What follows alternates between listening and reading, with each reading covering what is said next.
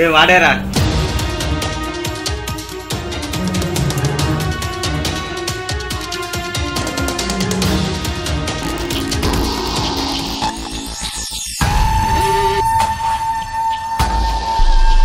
ఏంట్రా ఆగిపోయారు? దమ్ముంటే ఇప్పుడు రండి. ఒక్కని చూసి గ్యాంగులుగా కొట్టడం కాదురా, మీకు అంత దమ్మే ఉంటే ఒకరిగా పోటీ పడండి. అడిగే వాళ్ళు లేరనుకున్నారా? మీరెవరా మాకు చెప్పడానికి? ఆగురా, వాళ్ళు ఐఎస్ఎస్ టీం వాళ్ళు. ఏదైనా మిస్టేక్ చేస్తే బయటికి రావడం కష్టం. మన అంటే మన అన్నాడు, ఏదైనా చెబితే అన్న చూసుకుంటాడు. ఐఎస్ఎస్ టీం అని తెలిసినా కూడా అటాక్ చేస్తారా?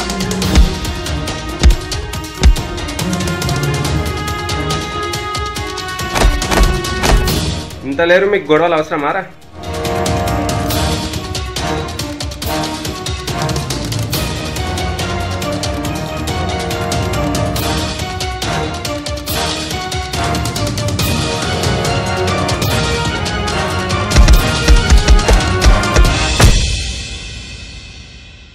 నువ్వేంట్రా అలా చూస్తున్నావు?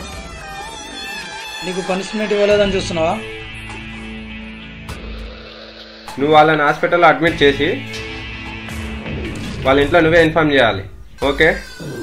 Okay sir. పనిష్మెంట్ ఇవ్వండి. ఎలా జరిగిందంటే ఏమని చెప్తావు? ఏదో ఒక చిన్న యాక్సిడెంట్ అని చెప్తా సార్. అబద్ధం ఎందుకు చెప్తావు? మరి ఏమని చెప్పాలి సార్? ఐఎస్ఎస్ టీం అటాక్ చేసిందని చెప్పు. ఎందుకని అడిగితే గ్యాంగులుగా గొడవలు చేసినందుకని చెప్పు. కాదు, చెప్పాలి. ఓకే సార్, కానీ నాకు ప్రాబ్లం అవుతుంది కదా. అవ్వాలి. గొడవలు చేసే ముందు ఇలా ప్రాబ్లం అవుతుందని తెలీదా?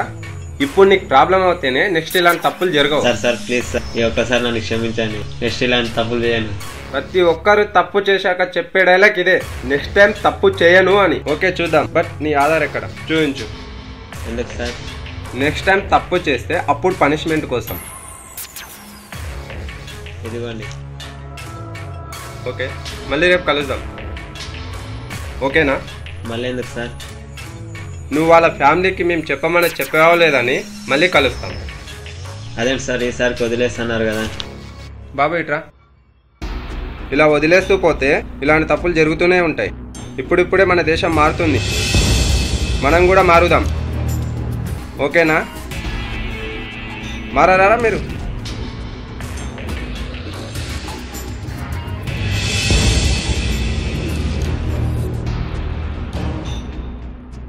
అయినా ఇది వాళ్ళ తప్పు కాదులే, వాళ్ళ వెనుక కొందరు సపోర్ట్ ఉంది కాబట్టి వాళ్ళు ఇంతలా రెచ్చిపోతున్నారు. అలాంటి వాళ్ళకు కూడా ఇలాంటి గతి పడితే అసలు తప్పులే జరగవు. కానీ మీరు వాడితో ఆధార్ కార్డు ఇస్తున్నారు కదా, ఏం చేస్తారు? అయినా వాడిని కొట్టిన వాళ్ళు ఎవరో వాడికి తెలుసు కాబట్టి పనిష్మెంట్ ఇచ్చాం. ఒకవేళ తెలియకపోతే ఏం చేసేవాళ్ళం కాదు కదా. అవును, అలా అని చూస్తూ ఉండలేం కదా. మరి ఏం చేద్దాం?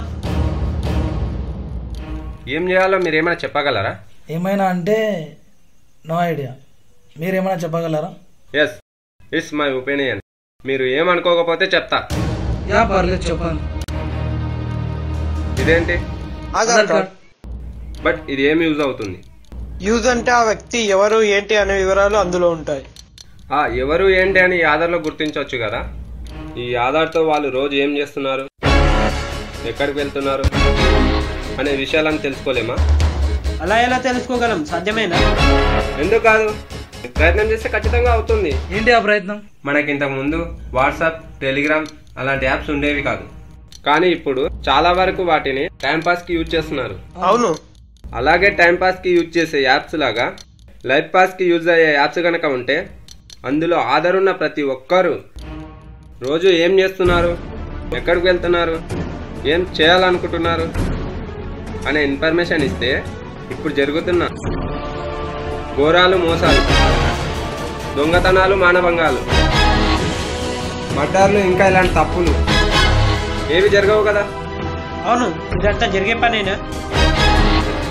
మన సొసైటీలో ఇంకా ఇప్పటికీ ఆధార్ లేని వాళ్ళు ఉండొచ్చు, ఆధార్ ఉన్న స్మార్ట్ ఫోన్లు లేని వాళ్ళు ఉండొచ్చు, స్మార్ట్ ఫోన్లు ఉన్నా వాటిని ఎలా యూజ్ చేయాలో తెలియని వాళ్ళు ఉంటారు.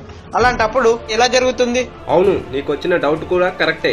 బట్ ఇలా చేయాలి అనుకుంటే స్మార్ట్ ఫోన్ ఉండాల్సిన అవసరం లేదు. చేయాలనే ఆలోచనే ఉంటే అవేవి లేకుండా కూడా చేయొచ్చు. మీరు చెప్పినట్టు ఎలా చేసినా అది వర్కౌట్ అవ్వదు. ఎందుకు వర్కౌట్ అవ్వదు? ఒక వ్యక్తికి రోజు 1,00,000 పనులుంటాయి. అవన్నీ రోజు అప్డేట్ చేస్తూ కూర్చుంటే ఇక అంతే.